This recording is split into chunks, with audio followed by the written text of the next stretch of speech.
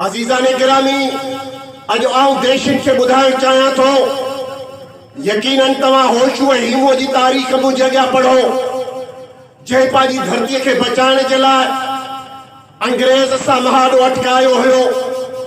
लेकिन ही तारीख़ जो तसलसल आहे त अंग्रेज़ ख़ुदि इन चीज़ खे पंहिंजी तारीख़ जे अंदरि समेटे वियो आहे त हिंदुस्तान जी सरज़मीन तां भॼाइण में उलमाए देवबंद जो किरदार है। अफगानिस्तान की सरजमीन ता उन अंग्रेज के भजाइण में तालिबान जो किरदार है। 100 साल अगु असा जो किरदार होयो, 100 साल खां बाद में भी अज उन एडी बड़ी ताकत के उन धरती ता भजाइण में भी असांजे हिन उलमा जो किरदार है। जेकॾहिं धरती के आजाद कराइण चाहियो था ऐं आज़ादीअ जा ख्वाब ॾिसो था त ॿुधो, हीअ धरती तॾहिं आज़ाद थी सघे थी जंहिं घोरे असांजी धरतीअ खे ग़ुलाम बणायो हुयो, वेंदे वेंदे असांखे कारनि जे हवाले करे वियो। अॼु जेकॾहिं कारनि मां आज़ादी हासिल करणी आहे त उहा सिर्फ़ उलमा जी क़यादत में ई थी सघे थी। ऐं जेकॾहिं उलमाए किरामनि खे हिन धरतीअ जी क़यादत ॾिनी वई त इंशाअल्लाह ताला ही वतन अज़ीज जेको मैदानी वसाइलन सां मालामाल आहे, जेको ज़रई मुल्क आहे, हर तरफ़ हरियाली ऐं खुशहाली पंहिंजनि अखियुनि सां असांजो हारी ऐं किसान ॾिसे थो। लेकिन बदकिस्मती इहा आहे जो अल्लाह जी उहा साई चादर पूरी धरतीअ ते विछायल आहे। लेकिन जॾहिं उन कण जो वक्त अचे थो पियो त इहो हारी भोछण छॾे करे ऐं अरमान खणी करे कर्ज़नि जा सागा अंबार रेस जा खणी करे ऐं पंहिंजी झुगी ॾांहुं वापसि थिए थो। ही मईशत जी अण बराबरी, हीअ तक़सीम जी अण बराबरी हिन हारीअ खे ग़ुलाम बणाए छॾियो आहे।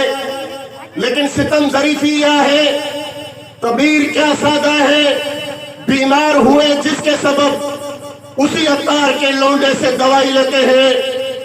जेके हिन हारीअ सां ज़ुल्म कनि था, जेके हिन मज़दूर सां ज़ुल्म कनि था, उहे ई ट्रैक्टर ऐं ट्रालीअ जूं रेलियूं कढी करे ऐं इहो अहसासु ॾियारनि था त असां हिन हारीअ हिन मज़दूर जे हुकूक जी ॻाल्हि कयूं था। मां सिर्फ़ एतिरो पुछां थो त ॿुधायो, अटे जो वाइदो कंहिं कयो हुयो, लटे जो वाइदो कंहिं कयो हुयो, अझे जो वाइदो कंहिं कयो हुयो? 1970 खां वठी करे हिन क़ौम सां जेके तव्हां वाइदा कया, न हितां जे हारी ऐं मज़दूर खे अटो ॾेई सघियऊं, न लटो ॾेई सघियऊं, न अझो ॾेई सघियऊं, त पोइ आख़िरकार अॼु तव्हां ट्रैक्टरनि ते पंहिंजा वाठा कमज़ार चाहे करे ऐं तव्हां क़ौम खे कहिड़ो मैसेज ॾियो था? सादिकाबाद पहुचूं था, उबारे जी सरहद शहीद के मुंह खे क्रॉस कयूं था त भाण जी ॿोरी आसानी सां मिली वञे थी। जेकॾहिं जेकमाबाद जी सरहद क्रॉस करे ऐं डेरा लहियार पहुचूं था त साॻी भाण जी ॿोरी आसानी सां मिले थी। जेकॾहिं शहदाद कोट खे क्रॉस करे झलमक्सी पहुचूं था त साॻी ॿोरी आसानी सां 70 सवन में मिले थी।